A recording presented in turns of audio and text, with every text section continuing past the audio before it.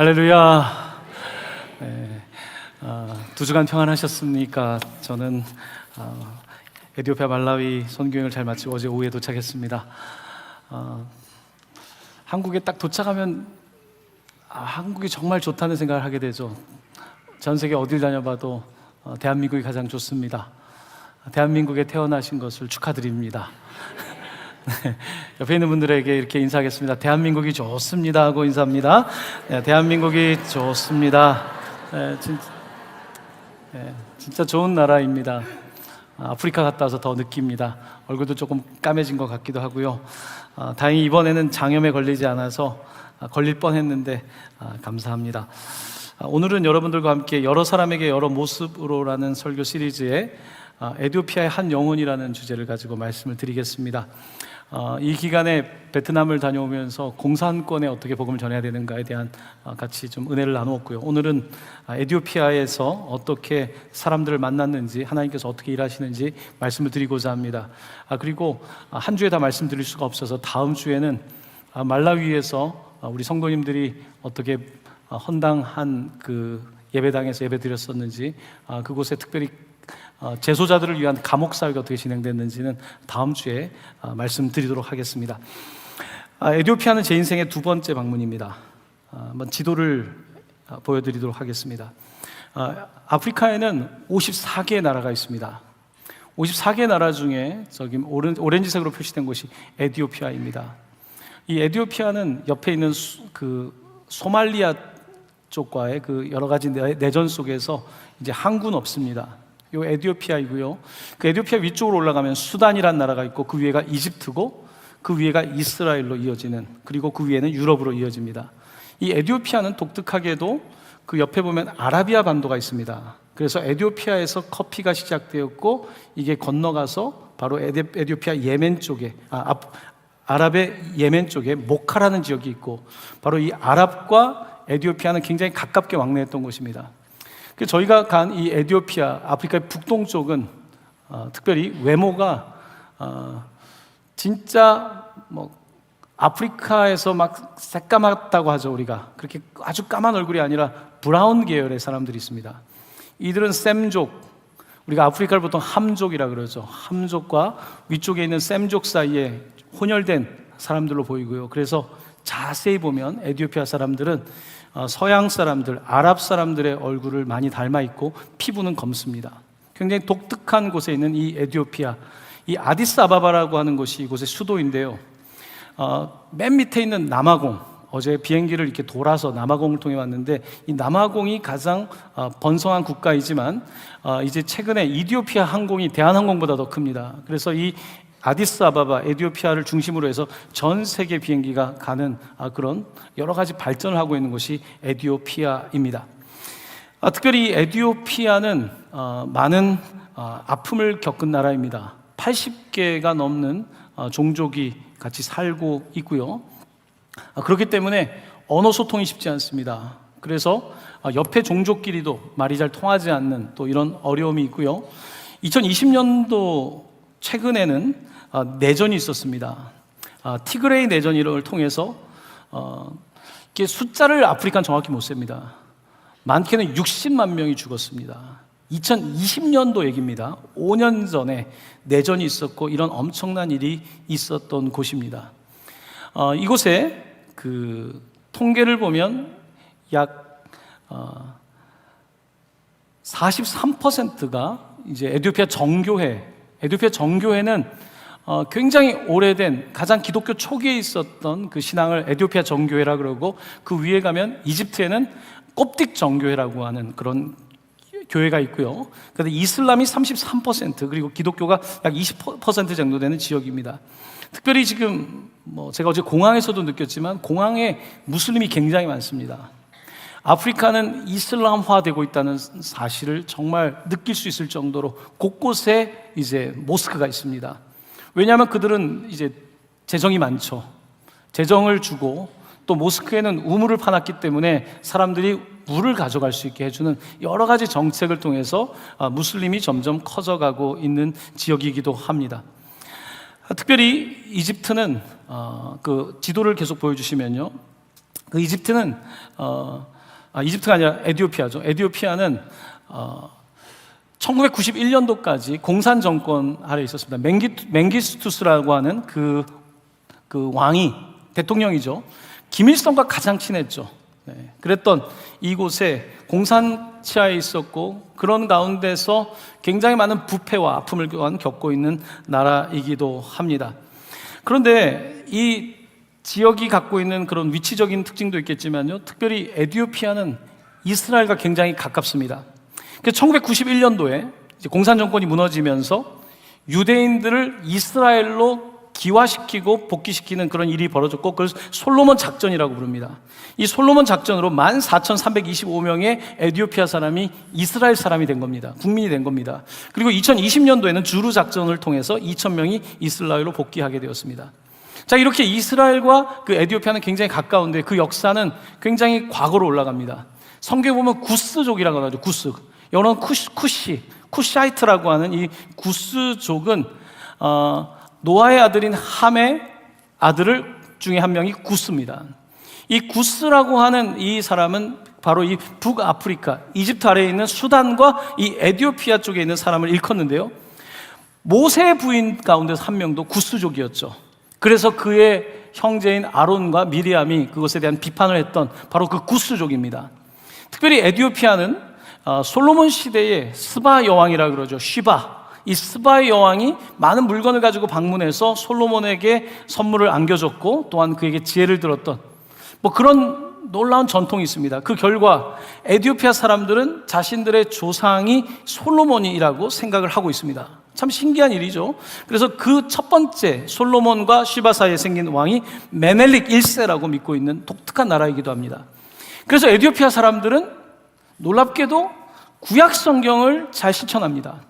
저희가 만났던 분들은 그 에티오피아 정교회가 아니라 개신교 신자들인데 구약을 잘 알고 있고 지키고 있습니다. 레위기에 있는 그 금지된 음식들을 절대 먹지 않습니다. 그 정도로 굉장히 성경에 익숙한 사람들이고 성경을 사랑하는 사람들이 바로 이 에티오피아 사람들입니다. 그래서 에티오피아가 굉장히 중요한 것은요, 이곳을 100번 이상 방문해서 이번에 함께 했던 일행 가운데 그 목사님께서 아프리카 여러 나라에서 말씀을 전했는데, 말씀을 가장 잘 듣는 사람들이 누구인가? 이집트와 에티오피아. 성경에 나와 있는 이집트와 에티오피아 사람들이 가장 말씀을 잘 듣는데요. 저도 두 번째 가서 느낀 거지만 에티오피아 사람들은 말씀을 가장 잘 듣는 사람들입니다. 이 에티오피아 사람들이 그래서 말씀을 듣고 복음을 전하기에 굉장히 중요한 사람들입니다. 아프리카 54개의 거점이 될 수 있는, 항공 노선으로도 거점이고 복음의 거점이 될 수 있는 곳입니다. 특별히 그 옆에 있는 소말리아 랜드, 그리고 수단, 이런 곳은 일반인들이 갈 수 없는 내전이 있는 지역입니다. 이 바로 에티오피아 사람들이 복음을 들고 들어갈 수 있기 때문에 지금 에티오피아에 신학교를 세워서 특별히 선교를 가르치고 그들을 파송하는 일들이 계속 진행되고 있습니다. 그래서 그런 에티오피아가 거점인데요, 이런 에티오피아가 거점이 되는 것은 단순히 우리의 이야기가 아니라 오늘 사도행전 8장에서부터 이미 에티오피아가 언급되고 있는 것을 우리는 볼 수가 있습니다. 자, 오늘 본문 말씀과 함께 에티오피아 선교 이야기를 같이 엮으면서 말씀을 드리고자 합니다. 자, 에티오피아가 오늘 등장하고 있는데 사도행전 8장 5절 말씀을 먼저 같이 한번 읽어보도록 하겠습니다. 빌립이 사마리아 성에 내려가 그리스도를 백성에게 전파하니. 자, 무슨 일이 있냐면 사도행전 7장에서는 스데반, 7집사 가운데 첫 번째 1호 집사였던 스데반이 말씀을 전하다가 순교합니다. 그 이후에 예루살렘에 박해가 있습니다. 그러면서 이제 2호 집사인 빌립이 등장합니다. 이 빌립이 말씀을 전하기 위해서 예루살렘에 박해가 있으니까 그 위쪽 지방인 사마리아로 가게 됩니다. 많은 사람들이 사마리아와 그 북쪽, 남쪽으로 흩어지게 되는데 오늘 빌립 집사, 2호 집사의 이야기가 있습니다. 그는 집사이기도 하지만 전도자입니다. 그가 사마리아에서 복음을 전하는데 놀랍게도 그동안 유대인들이 무시했던 사마리아 사람들이 말씀을 받고 성령을 받으면서 방언도 하고 놀라운 일이 벌어지게 되었다고 8장 전반부는 말씀하고 있습니다. 바로 이런 일이 있으면서 하나님께서는 그런데 빌립에게 또 성령으로 말씀하시는 장면이 펼쳐집니다. 8장 26절, 오늘 본문이 시작되는 이 장면의 말씀을 같이 읽어보도록 하겠습니다. 주의 사자가 빌립에게 말하여 이르되 일어나서 남쪽으로 향하여 예루살렘에서 가사로 내려가는 길까지 가라 하니 그 길은 광야라. 자, 빌립이 예루살렘에서 사마리아 지역이 아니라 이번에는 가사로 가라고 합니다. 가사는 가자 지구입니다. 가자 지구는 최근에 트럼프 대통령이 이스라엘에서 갑자기 가자를 달라고 하면서 한 번 더 관심을 갖게 되는 바로 그 지역입니다. 바로 그 가자의 광야길로 내려가라고 말씀하고 있는 것입니다. 자, 특별히 오늘 본문은 그 길을 광야라고 붙이고 있습니다. 이것은 실제적으로 그 길이 광야인 것도 있지만 광야라고 하는 우리가 아는 특별한 의미를 던져주고 있는 것입니다. 광야는 어떤 것입니까? 우리가 알 수 없지만 하나님을 만나는 곳이 바로 광야이죠. 지금 하나님께서는 빌립에게 사마리아에 막 은혜가 있는데 갑자기 방향을 바꿔서 난데없이 가사의 광야길로 내려가라고 말씀하고 있습니다. 하나님께서는 이곳에서 새로운 일을 행하시려는 것입니다. 우리의 인생은 꼭 아는 길을 갈 때도 있지만 알지 못하는 길을 갈 때에 사실 하나님을 더 인정하게 되고 그때 하나님의 주권을 알게 되고 내가 더 하나님의 놀라운 섭리와 은혜를 경험하게 됩니다. 선교 여행은 그래서 우리의 삶에 아주 중요한 어떤 가르침이기도 합니다. 아프리카는 저에게 또한 새로운 광야길이기도 했습니다. 이곳에 가는 길에 누구를 만날 것인가? 그런 관심을 가지고 가게 되었는데요. 한 어르신의 사진을 좀 보여드리도록 하겠습니다. 이곳에 가 있는 동안에 저희 눈에 뜨는 한 분이 있었습니다. 이분은 와가수라고 하는 뜻은 빅, 크다는 뜻인데요.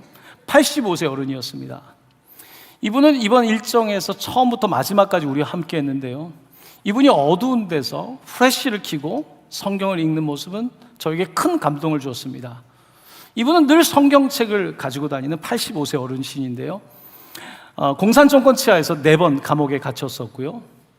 그리고 저희가 갔던 그 여행길에 이분이 우리는 차를 타고 6시간을 갔는데 그 길을 4일 동안 걸어서 산 위에 있는 마을이었거든요.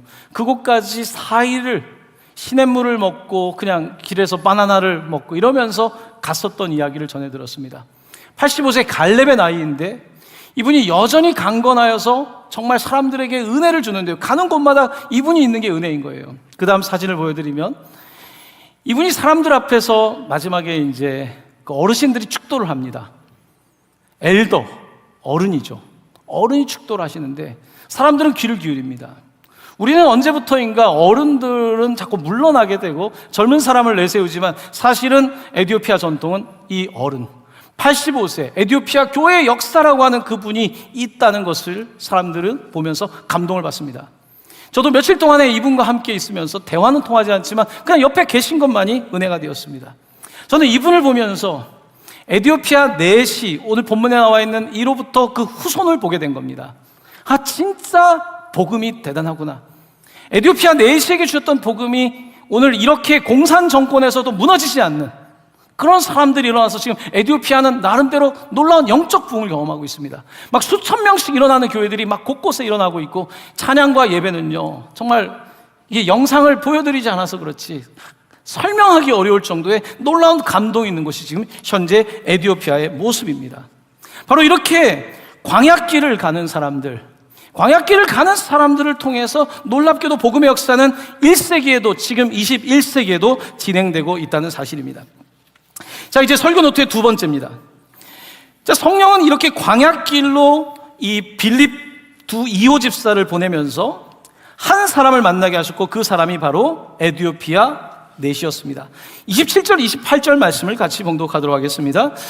일어나 가서 보니 에티오피아 사람 곧 에티오피아 여왕 간다게의 모든 국고를 맡은 관리인 내시가 예배하러 예루살렘에 왔다가 돌아가는데 수레를 타고 선지자 이사야의 글을 읽더라. 아멘. 자, 전반부에 말씀드렸던 것처럼 이 에티오피아 사람들은 이 성경, 구약 성경을 나름대로 중요하게 생각하고 율법을 알고 지키는 사람이었습니다. 바로 이 에티오피아의 내시도 그와 같은 전통 아래에 있었고, 그래서 율법을 알 뿐만 아니라 1년에 3번의 절기를 지키기 위해서 바로 이 예루살렘에 갔다가 내려오는 길이었습니다. 그는 이 가자 쪽으로 가는 그 길로 가고 있었는데, 바로 빌립 집사와 그가 만나게 된 것은 바로 성령께서 그 뒤에 계셨던 것입니다.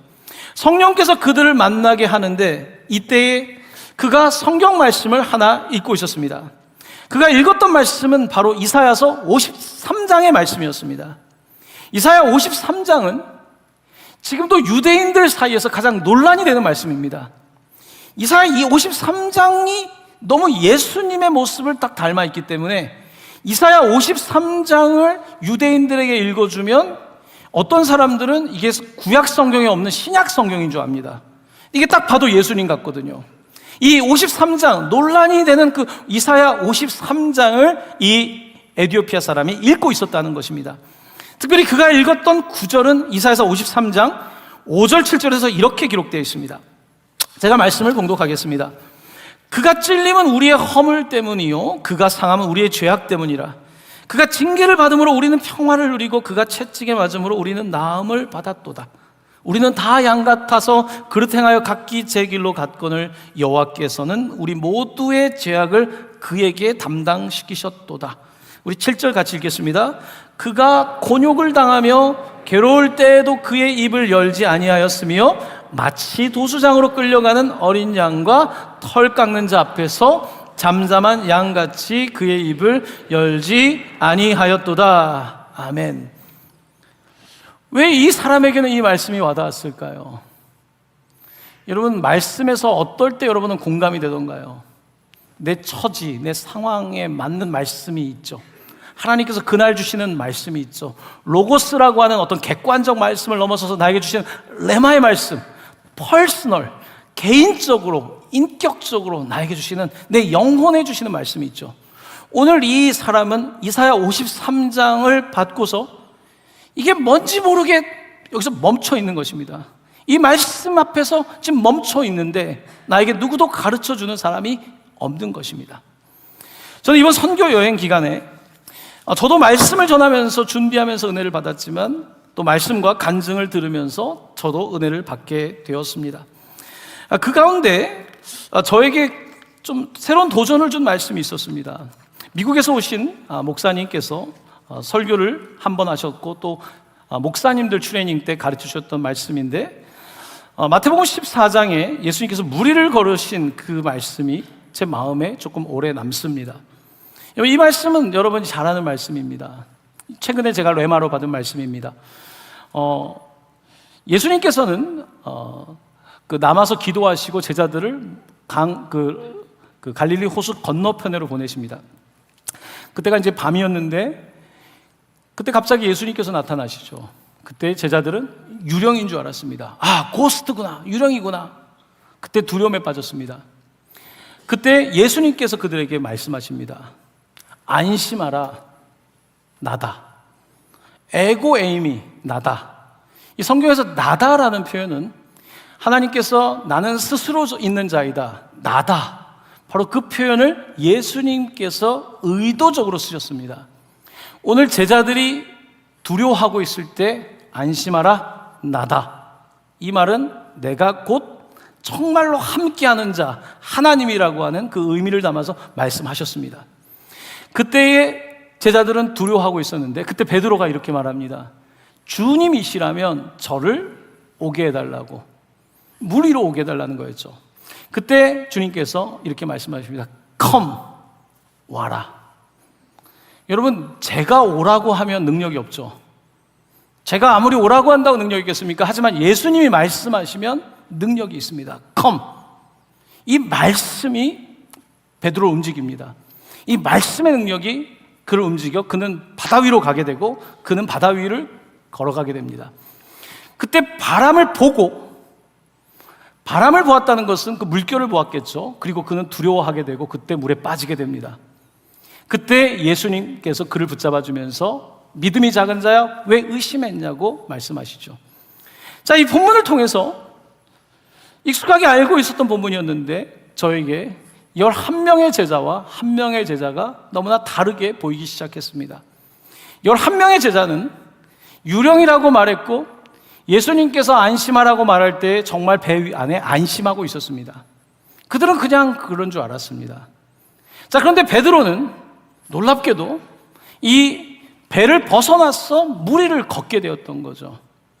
자, 그런데 베드로는 결국은 실패하고 옷이 다 젖고 말았습니다. 자, 딱 보면 어떻게 보면 베드로는 실패한 사람처럼 보입니다. 하지만 진짜로 더 실패한 사람은 11명이었습니다. 왜냐하면 11명은 가만히 두려워서 배를 붙잡고 있었던 사람들이었습니다. 영어로 설교할 때 저에게 들렸던 단어는 failure in stagnation.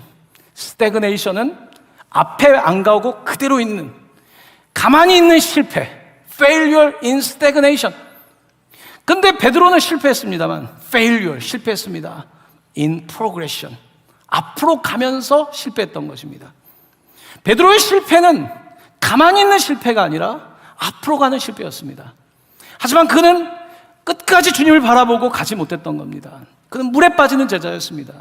그는 예수님을 배반한 제자였습니다. 십자가 앞에서 도망갔던 제자였습니다. 바로 오늘 이 사건의 본문은 discipleship, 제자도에 대해서 말하고 있는 것이었습니다. 제자라고 하지만 나는 11명처럼 그냥 그 자리에 있으면서 가만히 있으면 중간이나 간다고, 그런 제자의 모습입니다. 베드로는 한 걸음이라도 어떻게든지 가려고 하는 그런 제자였고, 그는 결국은 믿음이 없어 실패하고 말았지만 그래도 프로그레션, 그는 앞으로 가면서 실패하는 사람이었습니다. 저는 이번 선교를 통해서 누구를 만나게 될지, 어떤 사람을 만나게 될지, 말라위는 특별히 처음 가게 되면서 지난번에 장염을 크게 앓았던지라 또 어떤 일이 일어날까 사실은 두려움도 있었지만 그래도 한 걸음이라도 가야 된다는 그런 생각을 하고 있었던 것입니다. 그랬던 저에게 그 말씀은 큰 위로도 되었고 도전도 되었습니다. 나는 정말로 걷고 있는가? 정말로 무리를 걸으려고 하는 그런 믿음이 있는가? 자신을 살펴봤던 것입니다. 사랑하는 성도 여러분, 여러분에게 최근에 하나님께서 주시는 말씀이 있습니까? 여러분에게, 나에게 주시는 말씀, 그냥 읽혀지는 말씀 말고 레마로 주시는 말씀 말입니다. 사랑하는 성도 여러분, 지금 우리 사회는 이제 다 지식도 공유되고 있고 다 똑똑하고 너무나 잘 살고 있기 때문에 배 안에서 지켜보는 사람들이 많습니다. 이제는 그냥 가만히 있으면 중간 가기 때문에 가만히 있는 사람들이 많습니다. 하지만 믿음의 사람들은 다르지 않습니까? 베드로처럼 물 밖으로 나서야 되지 않습니까? 설령 빠지는 한이 있더라도 물 밖으로 나서는 그와 같은 믿음을 저에게는 말씀하고 있는데요. 사랑하는 성도 여러분, 여러분도 다시 일어나 걷기를 간절히 축원합니다. 내가 그냥 이곳에 있으면서 제자가 아니라, 배를 붙잡고 있는 제자가 아니라 이 두려움을 놓고 물에 빠지더라도 걷는 그런 제자 말입니다. 에티오피아의 일정은 두 번째 일정이기 때문에 조금 더 저한테는 덜 부담이었습니다만 아마 장모님은 아마 좀 힘드셨을 겁니다. 몇 가지 말씀을, 에티오피아 일정을 좀 말씀드리고자 합니다. 에티오피아 이번에 5명이 모였습니다. 그 앞에 있는 목사님과 그리고 여자분 한 분은 우리 교회도 오셨던 케냐 선교사님입니다. 이분들은 1991년도에 케냐에서 3년을 사셨습니다. 마사이족들과 같이 처음에 훈련을 받으셨고, 그리고 에티오피아를 품고 갔다가 3년을 사셨습니다. 근데 에티오피아는 비자를 잘 주지 않는 나라입니다. 그곳에서 사역을 했고, 케냐, 에티오피아와 함께 소말리아 이 주변 7개국을 품고 사역하는 북동부에 있는 우리 교단 선교사님입니다. 저와는 개인적으로 가깝게 이제 지내고 같이 이제 두 번째 앞으로도 계속 말씀 사역을 함께 하려고 하는데요. 또 한 분의 목사님은 미국에서 시카고에서 오신 목사님인데 지난번에도 저와 함께 했습니다만, 이분은 아프리카를 100번 이상 다니면서 올해만 해도 5번 말씀을 전하 다니시는 아주 귀한 목사님입니다. 그리고 장로님까지 이렇게 이제 국내선을 타고 이제 이동을 했습니다. 그 다음 사진을 좀 보여드리면요, 이제 가는 길에 밥을 먹고 우리 장로님께서 좀 호기심이 많으셔서 구두를 닦으셨습니다. 구두를 닦는데 그곳에 있는 사람한테 이제 통역하시는 목사님이 물어보니까 하루에 얼마 버냐고 하니까 $1 번다더라고요.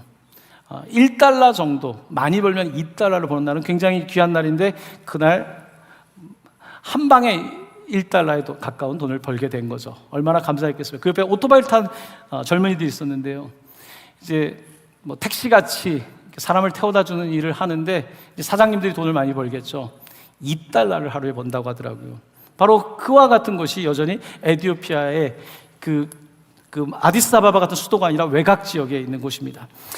자, 그 다음 사진을 좀 보여드리면요. 이제 이곳에서 이제 저희들은 목회자 훈련으로 갔습니다. 한 60명 때는 그 지역에 있는 목회자들이 모였고, 저도 말씀을 전하고 목사님들과 함께 우리 또 주장로님께서 간증을 해주셨습니다. 설교보다 간증에 더 큰 박수를 받으셨어요. 혹시 여러분들도 나도 간증을 하고 싶다 하시는 분들이 있다면 저와 함께 가시면 간증을 하실 수가 있습니다.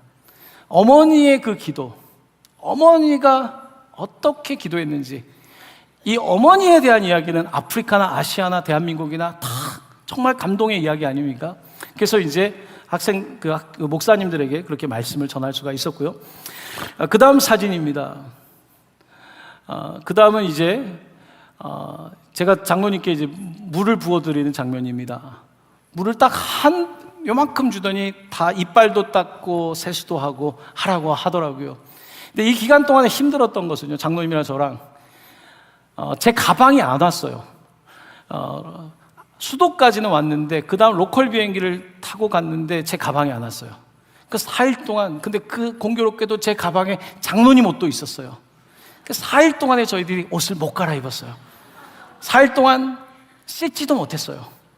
이게 정말 못 씻는다는 게, 어릴 때는 일주일씩 안 씻으셨잖아요, 그렇죠? 2주일도 안 씻고 아꼈다가 목욕탕 갔는데, 저도 어릴 때 그 경험은 있지만 이번에 정말 한 3일 정도 되니까 정말 힘들더라고요. 그렇게 그곳에서 하나님께서 훈련을 시켜주셨습니다. 그 다음 사진입니다. 이거는 또 무슨 사진이냐면요, 이제 에티오피아는 갔더니 그 어른들을 존중하다 보니까 방 배치를 해주는데, 이제 선교사님 부부한테 첫 번째 방을 내드리고 그 다음은 나이 순으로 해주더라고요. 그래서 장로님이 첫 번째, 같이 간 미국에서 오신 목사님이 제가 마지막 방을 받았습니다. 딱 봤더니 방은 똑같이 생겨서 안심을 했는데요, 제 방에만 전기가 안 들어오는 거예요. 그래가지고 목사님, 다른 분들은 충전도 하고 다 하는데 저는 되는 게 없는 거예요. 그러더니 촛불을 하나 가져다 주더라고요. 제가 새벽에 일어나서 말씀을 준비하고 있는데 장로님께서 아주 재밌다는 듯이 사진을 찍어 주셨습니다. 보통 같으면은 담임 목사님께 방을 양보할 텐데 우리 장로님께서 끝까지 양보하지 않고 저에게 사진만 찍어 주셔가지고 그렇게 근데 이 촛불 밑에서 성경을 읽으니까 눈에 더 잘 들어오더라고요. 여러분도 책이 잘 안 읽혀지시면 촛불을 켜시고 하시면 되겠습니다. 그 다음 사진입니다. 이제 그 목사님들 집회를 한 3일 마치고요, 갑자기 요청을 받아서 이제 비포장 도로를 달려서 산에 갔습니다. 산 위에 올라갔더니 산 위에 있는 교회인데 정말 저희들이 도착할 때부터 사람들이 나와가지고 그곳은 새로운 일이 없잖아요. 와서 가방 들어주고 하면서 아이들이 막 수백 명이 저희와 함께 걸어서 이제 교회에 도착했는데, 날씨가 덥다 보니까 바깥에서 같이 말씀을 전하고 그 장면입니다. 제가 이제 노래는 잘 못하지만 그곳에서 당신은 사랑받기 위해 태어난 사람, 이 노래를 너무 불러주고 싶은 거예요. 그래서 제가 가사를 영어로 번역을 하고 그 노래를 불렀는데요, 말은 못해도 다 와닿는 거죠. 그곳에서 말씀을 전하고 같이 기도하고 정말 잊지 못할 집회 시간을 가졌습니다. 자, 이곳에 갑자기 초청되어서 말씀을 전하고 그 다음 사진인데요, 이제 그 다음은 이제 그 엘라라고 하는 교회에 갔는데 1000명 이상이 모일 수 있는, 우리 교회 정도면 아마 4,000, 5,000명을 모일 겁니다. 이분들은 빡빡하게 앉기 때문에 정말 3배 이상 앉을 수 있는 빡빡하게 사람들이 앉아 있는데요, 예배당 바깥에도 사람들이, 지금 바깥에, 사진 바깥에 있는 사람들도 너무나 많은 사람들이 이곳에서 말씀을 들었습니다. 이곳에서 말씀을 전하고 같이 기도하고 너무나 큰 은혜를 받았는데요, 그 다음 사진입니다. 이곳에서 이제 말씀 전하고 기도하고 하는데, 이분들은 그 기도를 참 열심히 해요. 근데 이제 우리처럼 막 통성 기도를 하진 않고, 한 분이 막 기도하면 같이 반응하면서 아멘 소리가 막 떠나갈 정도로 아멘을 합니다. 그리고 이분들이 또 기도할 때 또 특징이, 보통 이렇게 눈을 가리고 이렇게 머리에다 이렇게 대고 기도를 많이 하더라고요. 저도 이제 이게 유대인들의 기도법이라는 걸 알고 있는데, 뭔가 여기를 이렇게 막고 이렇게 잡고 기도하는데 뭔가 좀 간절해 보이네. 이렇게 기도할 수도 있지만 이 이마에다가 손을 대는 그런 형태로 기도하는 분들이 많은데, 그들과 함께 말씀을 나눴는데, 저는 그곳에서 주기도문을 가르쳤습니다. 주기도문을 가르쳤고 장로님께서 기도에 간증을 하셨고, 그러는 가운데 참 많은 은혜를 받았는데, 이제 특별히 목회자 세미나가 끝나고 나서 목회자들이 저한테 그 얘기를 하더라고요. 자기들이 이렇게 배워본 적이 없다는 거예요. 그러니까 알고는 있는데 이 내용을 디테일하게 배운 적이 없다는 거예요. 그래서 저에게 와서 너무 감사하다는 거예요. 말씀을 자세히 가르쳐서 너무 감사하다는 거예요. 오늘 이 에티오피아 사람이 어떻습니까? 이사야 53장은 읽고는 있는데 가르쳐주는 사람이 없는 거예요. 가르쳐주는 사람이 없다 보니까 글씨는 읽고 어떤 종교적인 어떤 그런 예식은 하고, 또 그분들이 찬양은 정말 잘하거든요. 근데 말씀이 그들한테 부족한 거예요. 정말 말씀을 가르쳐 줄 때 그들은 너무 좋아합니다. 말씀을 우리는 얼마나 흔합니까? 유튜브에 가면 너무나 좋은 말씀이 있고요, 서점에 가면 기독교 서적이 넘쳐나지 않습니까? 정말 순간순간 때때로 주는 말씀이 있는데 그들은 그렇지가 않습니다. 그래서 말씀이 들어오면 그들은 너무 기뻐하고 반응하는 거예요. 그래서 원래는 이분들이 성가대가 이 교회에 6개가 있는데요, 이날 성가대를 3일 동안 한 번도 안 썼습니다. 말씀을 가르쳐 주세요. 말씀을 가르쳐 주세요. 저희는 오히려 제발 좀 노래 좀 해주세요. 찬양대 6개면 하나씩 다 해주세요 하는데, 그분들은 아니라는 거예요. 자기들은 말씀을 듣고 싶다는 거예요. 할렐루야! 말씀을 듣고 싶습니다. 주님의 말씀을 듣고 싶습니다. 나에게 가르쳐 주십시오. 이런 간절한 마음을 가지고 그들이 말씀을 듣는데요, 놀라운 은혜의 시간이었습니다. 그 다음 사진입니다. 이제 이들과 함께 말씀을 전하고 축도도 하고, 저도 참 이런 데에서 설교를 하게 되면요, 이게 원고를 볼 여력이 없거든요. 이제 어떨 때는 겁이 나죠. 또 영어로 설교를 해야 되니까. 그러니까 선교사님이 그러더라고요. 뭘 이렇게 고민하냐고. 막 설교 준비하느라 고민하면 고민하지 말고 서 있기만 하래요. 그럼 어떻게 합니까? 그랬더니 서 있으면 성령이 하실 건데 무슨 걱정이냐고 하시더라고요. 그래서 사실 오늘은 설교 준비를 많이 안 했습니다. 성령이 하시도록 아프리카 스타일로 막 준비를 많이 안 했어요. 네. 좀 아프리카 스타일로 하더라도 좀 이해해 주시길 바랍니다. 네, 그 다음 화면입니다. 이제 여기 계셨던 이제 사모님 이야기입니다. 27개월 된 아이와 임신을 한 채로 처음 아프리카를 선교사로 가셨어요. 20대 후반에 갔는데, 이제 3년 동안 에티오피아를 살았는데, 이제 여자분들이 언어를 잘하지 않습니까? 아직도 에티오피아 말을 기억하시는 거예요. 그래서 사람들한테 에티오피아 말을 하는데, 이제 에티오피아 여자분들이 하는 이제 머리띠를 일부러 묶고 가셔가지고 하시는데 너무 큰 감동이에요. 자기 나라 말로. 그런데 또 이 아마릭이라고 하는 그 큰 부족이 쓰는 말을 할 줄 아는데, 여기에 있는 사람들은 또 다른 부족인 거예요. 그래서 그 부족 말을 쓰는데 또 다른 부족 말이 하는 것을 통역하고 있는 장면인 거예요. 그렇게 아프리카 선교가 사실은 복잡하고 힘이 든 겁니다. 정말 아프리카에 가서 고생하신 이야기를 들으면 끝이 없어요. 가는데도 얼마나 미안한지, 그 집차를 하나 빌렸는데 그래도 남자들은 앞쪽에 이렇게 다 꾸깃꾸깃 앉았는데, 뒤에 보면은 이렇게 서로 마주보는 조그만 그 의자에, 키가 조그마시니까 거기에 짐짝과 함께 몇 분 같이 거기에 가시는데 한 번도 싫은 내색 안 하고, 그리고 그들 여자분들 보면 마늘이라도 같이 까주고 하는 그런 모습을 보면서 큰 감동을 받았습니다. 이 선교가 절대 쉽지 않습니다. 부부가 정말 헌신하지 않으면요, 한 발자국도 갈 수 없는데 30여 년을 그렇게 선교하면서 그 아프리카 동부의 7개국을 놓고 260번 이상, 자기의 베이스를 두고 260번 이상을 선교하시는 아주 귀한 모습을 보면서 큰 감동을 받았습니다. 마지막 사진입니다. 마지막 사진인데, 이거는 이제 그곳에 있는 리더들과 함께 찍었는데, 저희들은 이 사진 개념이 별로 없어가지고 이렇게 좀 같이 쓰라고 하는데도 저렇게 어정쩡하게 찍었습니다. 마지막 진짜 사진입니다. 이제 떠나올 때에 차 주변에 사람들이 애들이 바글바글해요. 마지막 제가 이제 셀프 사진을 찍었는데, 가장 마음 아팠던 것은요, 제가 이제 이 집회 기간 동안에 청소년 아이들한테 새벽에 따로 좀 말씀을 전해주면 좋겠다고 해서 말씀을 전했습니다. 근데 그때 아이들이 너무 귀해가지고 우리 교회 로고가 들어간 그 볼펜, 3색 볼펜을 가지고 와서 하나씩 줬어요. 근데 이게 실수를 한 거였어요. 이게 소문이 난 거예요. 그 받은 애들 말고 이 볼펜이 저한테 있다는 소문이 나가지고 저만 보면 애들이 펜. 제가 미스터 펜이 됐어요. 나는 나한테 좀 기도 요청을 하고 그러면 좋겠는데 나만 보면 펜. 얼마나 마음이 아픈지 모릅니다. 이곳에 있는 아이들은요, 하루 한 끼 먹는 아이들 많고요. 수도가 없습니다. 당나귀 가지고 물 들어가거나 아니면 그냥 물을 뜨는 아이들입니다. 이곳에 있는 아이들은 학업 능력이 많이 떨어집니다. 고학년 초등학교 아이들이 저학년 수준이고요. 교과서 수준도 많이 떨어질 뿐만 아니라 학교 공부도 그렇게 여러 가지 하지 못합니다. 그리고 여기에서 조금 그래도 공부했던 친구들은요, 일부러 저한테 찾아옵니다. 영어로 말을 하고 자기 이름 기억해달라고, 나도 외국에 갈 수 있냐고, 미국에서 왔냐 한국에서 왔냐, 나도 좀 가게 해달라. 이런 사람을 보는 것은 너무나 흔한 일입니다. 아프리카에서 8번 비행기를 타는데 공항에 통과할 때마다 경찰도요, 달러 있냐고, 화장실 뒤에서 일 보고 나면 누가 나타나서 달러 있냐고. 이것이 아프리카입니다.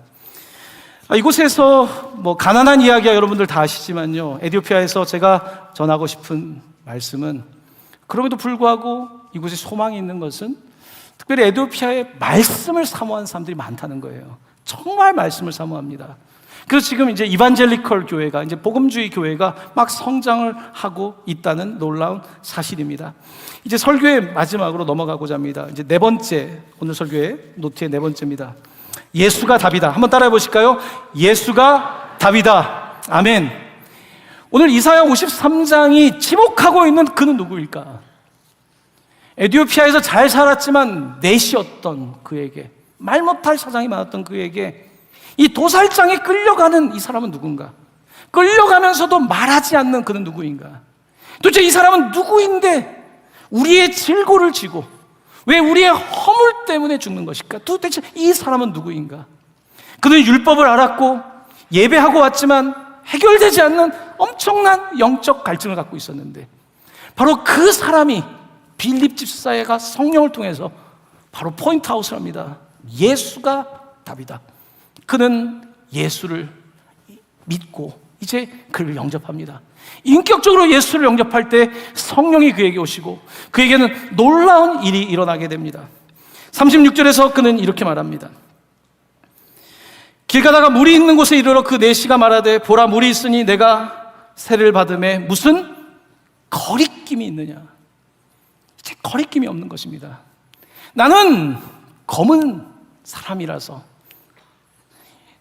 유대인들 가는 그곳에 가서 예배를 하고 오지만 나는 검다는, 나는 멀쩡한 사람들 사이에서 속으로 나는 내시, 이런 사람에게 성경을 읽을 때 잠시 그래도 종교적인 도움을 받지만 종교를 뛰어넘는 복음을 발견하지 못한 그에게 오늘 빌립 집사를 통해서 성령은 바로 그 예수, 당신의 모든 죄와 아픔을 짊어지시는 그분, 도살장에 대신 끌려가시는 그분, 바로 예수 그리스도를 그가 전파할 때 그는 인생에 너무 놀라운, 상상할 수 없는 그 놀라운 그 구원을 경험하게 되고, 그리고 그는 이제 나에겐 거리낌이 없습니다. 이제 나는 더 이상 인종도 나의 어떤 성적인 문제도 내 가운데 있는 어떠한 것도 나를 막지 못하는 그 놀라운 거리낌이 없는 상태를 경험하게 되고 그는 세례를 받게 되는 것입니다. 그는 세례를 받고 이제 완전히 새로운 사람이 되는데요, 오늘 이제 마지막 39절 말씀을 읽기를 원합니다. 39절 말씀을 같이 봉독합니다. 둘이 물에서 올라올새 주의 영이 빌립을 이끌어 간지라 내시는 기쁘게 길을 가므로 그를 다시 보지 못하니라. 아멘. 이 빌립 집사와 에티오피아 둘이 하나가 됩니다. 그리스도 안에서 인종을 넘고 언어를 뛰어넘고 모든 차별을 뛰어넘어 그들은 하나가 되고 주의 영이 빌립을 이끌고 또 사방을 다니며 복음을 전하게 하고, 그 다음에 내시는 광야길로 가지 않았습니까? 오늘 성경은 그가 광야길로 갔다고 말합니다. 그 내시는 이제는 기쁘게 길을 가고 있습니다. 이제는 그의 삶의 기쁨이 뭔지를 압니다. 돈이 줄 수 없는 것, 세상의 명예가 줄 수 없는 그 기쁨을 그는 발견하게 되고 에티오피아로 이제 남쪽을, 아프리카를 향해서 그는 내려가게 된 놀라운 사건입니다. 말씀을 마치려고 합니다. 마지막으로 아프리카 지도를 보여드리겠습니다. 아프리카는 이렇게 54개 나라가 있습니다. 너무나 미지의 나라입니다. 아프리카는 노예로 많이 잡혀갔고 지금도 너무나 큰 고통을 겪고 있습니다. 아프리카의 저쪽 서쪽과 서북부 쪽은요, 프랑스어가 있는 나라들입니다. 우리 선교사들이 제일 못 가는 곳이 아프리카의 서쪽 서북부 지역입니다. 이곳은 불모지입니다. 프랑스어는 굉장히 어렵죠. 하는 사람도 적고. 이곳은 어려운 지역이고, 이제 나머지 이제 영어권과 이제 여러 가지 식민 통치를 다 쪼개서 했잖아요. 영국, 프랑스, 벨기에, 포르투갈, 그 많은 나라들이 다스렸고, 가난했기 때문에 공산주의가 쉽게 들어갔던 바로 이 아프리카. 이곳에 아까 보여드렸던 그 에티오피아는 모든 항공기가 가는 중심이고, 이제 경제가 성장하고 있고, 특별히 성경에 등장하고 있는 그 사람들이 어쩌면 아프리카 선교의 가장 중요한 거점일지 모르겠습니다. 바로 이곳에 복음을 두 번째 전하고 오면서 저는 큰 도전을 받습니다. 아프리카는 생각보다 멉니다. 13시간 에티오피아까지 가야 되고, 더 다른 곳에 가려면 적어도 20시간 이상을 가야 되는 곳이기도 합니다. 하지만 아프리카에 있는 사람들이 정말 우리를 부르고 있다는 사실을 봅니다. 제가 떠날 때 다시 올 거죠? 다시 오실 거죠? 라고 묻는 사람들, 볼펜을 다시 가지고 저는 가야 됩니다. 이 볼펜을 못 주고 와가지고 다시 가야 되는데, 아프리카에 기다리는 사람들이 많습니다. 사랑하는 성도 여러분, 여러 사람에게 여러 모습으로 간다는 것은 사실 쉬운 게 아닙니다. 언어의 벽을 넘기가 어려워요. 근데 놀랍게도 우리 대한민국이 가장 언어의 그 섬이거든요. 동아시아 끝에 있는 이 나라가 전 세계 가장 많은 선교사를 보내는 미국 다음 아닙니까? 안타깝게도 이번에 들어와서 어제 신문을 보니까 우리 기독 공부에 제가 속했던 미국 장로교도요, 세계 선교 그 예산을 50%를 줄였더라고요. 이제 세계 선교부를 지탱할 수가 없어서 이제 그것을 합병시키고, 이제 선교사들한테 다 들어오라고, 더 이상 서포트할 수 없다고. 이게 지금 현재 기독교의 모습입니다. 아프리카는 지금요, 이슬람이 얼마나 활발한지 모릅니다. 에티오피아 공항에는요, 이슬람 사람들이 넘쳐납니다. 마을 곳곳마다 이슬람이 다 들어와 있고요. 이제 기독교는 이제 점점 약해지고 있는 이런 모습을 보면서 너무나 안타까운 거죠. 이 아프리카, 전 세계에서 가장 인구가 많아질 거라고 예측되는 이 아프리카, 또 중국에서는 1대1로 사업으로 들어가서요, 제가 여러분께 사진을 보여드리지 않았지만 에티오피아 아디스아바바는요, 라스베가스를 방불케 할 정도로 중국 상하이처럼 모든 것들을 다 해놓은, 중국에 물자가 남잖아요, 수출길이 막히면서. 그래서 중국같이 해놨어요. 다 빚이죠. 그 빚을 갚아야 되면 결국은 이제 자연, 이제 석유도 나지 않는 나라지만 다 가져가겠죠. 아프리카가 어떻게 될까? 얼마 전에 60만 명이 죽었던 이 나라에 또 다른 내전이 일어날 것 같고, 이제는 선교사님들도 어떤 지역은 들어갈 수 없다라고 말하는 이곳에 복음을 전하는 방법은 바로 에티오피아 사람을 가르치는 거더라고요. 아프리카에 있는 목사님들을 가르치는 거더라고요. 그래도 에티오피아는 좀 낫습니다. 다음 주에 말씀드리겠지만 말라위 이런 곳은요, 목사님들이 초등학교 나오고 성도님들이 글씨를 못 읽는 사람들이 많고, 성경책을 찾으라면 성경책을 찾지 못하고, 바로 이런 지역에 말씀을 가르치지 않는 이상은 미래가 없는 거죠. 오늘 에티오피아 사람은 성경을 읽고 있습니다만 말씀을 가르쳐주는 사람이 없다고 합니다. 말씀을 가르쳐 달라는 거예요. 사랑하는 성도 여러분, 바로 이때에 우리에게 주신 이 선교에 대한 부담을 가지고 우리가 더 말씀 전하고, 더 같이 기도하고, 또 힘이 닿는 대로 우리가 같이 그들을 지원하고, 우리가 받은 은혜가 크니까, 정말 이 땅이 받은 은혜가 너무 크기 때문에 그 은혜를 계속해서 나눌 수 있는 그와 같은 세상의 빛 동방교회와 이 땅의 교회가 될 수 있기를 예수님의 이름으로 간절히 축원합니다. 아멘. 이 시간 함께 찬양 드리고 기도 드리겠습니다.